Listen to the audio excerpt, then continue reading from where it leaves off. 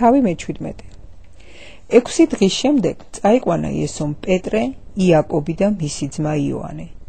დაიყვანა ისინი მაღალ მთაზე განმარტოებით და ფერი იცვალა მათ წინაშე. გაბრწყინდა მისი სახე მზესავით, ხოლო მისი სამოსელი ნათელივით გასპეტაკდა. და აჰა, გამოეცხადნენ მათ მოსე და ელია მასთან მოსაუბრენი. უთხრა პეტრემ იესოს: უფალო, რა კარგია ჩვენთვის აყოფნა. თუ გნებავს, გავაკეთებ აქ სამკარავს, ერთი შენ, ერთი მოსეს და ერთიც ელიას. ის ჯერ კიდევ ლაპარაკობდა, რომ აჰა, ნათელმა ღრუბელმა დაჩრდილა ისინი და აჰა, ამბობს ხმა ღრუბლიდან. ეს არის ჩემი საყვარელიძე, რომელიც მოვიწონე მე, მას უსმინეთ. ეს რომ ესმათ მოწაფეებს პირქვე დაემხნენ და ძალიან შეეშინდათ. იესო მიუახლოვდა და შეეხო მათ და უთხრა: წამოდეკით და ნუ გეშინიათ. თვალი რომ აახილეს, ვეღარავინ დაინახეს გარდა იესოსი. როცა ისინი მთიდან ჩამოდიოდნენ, იესომ უბრძანა მათ და უთხრა: არავის არაფერი მოუყვეთ ამ ხილვაზე, ვიდრე ძეკაცი სამკვდრეთით არ აღდგება.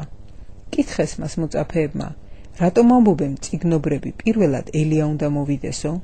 ხოლო მან მიუგო პასუხად: ელია ნამდვილად მოვა და აღადგენს ყოველივეს. მაგრამ თქვენ გეუბნებით, რომ ელია უკვე მოვიდა, მაგრამ ვერ იცნეს იგი და ისე მოექცნენ, როგორც უნდოდათ. კაცის ძესაც ასევე მოელის მათგან ტანჯვა. მაშინ მიხვდნენ მოწაფეები, რომ ის იოანე ნათლისმცემელზე ელაპარაკებოდა. როცა ისინი ხალხთან მივიდნენ, ერთი კაცი მიუახლოვდა და მუხლი მოიდრიკა მის წინაშე და უთხრა: უფალო, შეიწყალე ჩემი ძე, მთვარეულია და ძლიერი ტანჯება, ვინაიდან წარამარა ცეცხლში და წარამარა კიდევ წყალში ვარდება. მივუყვანე იგი შენს მოწაფეებს, მაგრამ მათ ვერ შეძლეს მისი განკურნება. იესო მიუგო მას პასუხად: ჰოი ურწმუნო და უღმართო მოდგმავ, როდემდე ვიქნები თქვენთან? როდემდე მოგითმენთ თქვენ? აქ მომგვარეთ იგი. შერისხა იგი იესომ მოყვანისთანავე და ეშმაკი გამოვიდა მისგან. იმ საათშივე განიკურნა ყმაწვილი. მაშინ განმარტოებით მიუახლოვდნენ მოწაფეები იესოს და უთხრეს: ჩვენ რაღაცომ ვერ შევძელით მისი განდევნა? ხოლო მან უთხრა მათ: თქვენი მცირე რწმენის გამო.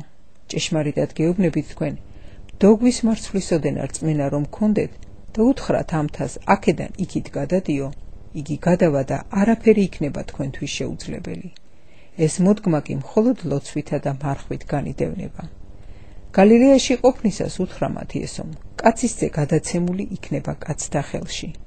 მოკლავენ მას და მესამე დღეს აღდგება. ისინი მეტისმეტად შეწუხდნენ.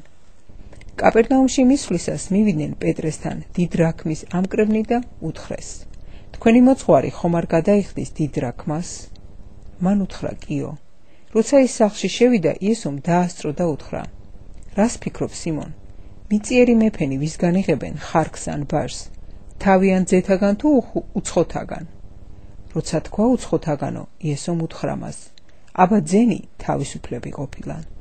მაგრამ ისინი რომ არ ვაცდუნოთ, წადი ზღვაზე, ისროლი ანკესი და პირველი თევზი, რომელიც მოხვდეს, ამოიყვანე, გაუღე პირი და შიგ იპოვის ტატირს. წამოიღე იგი, მიეცი ჩემთვის და შენთვის.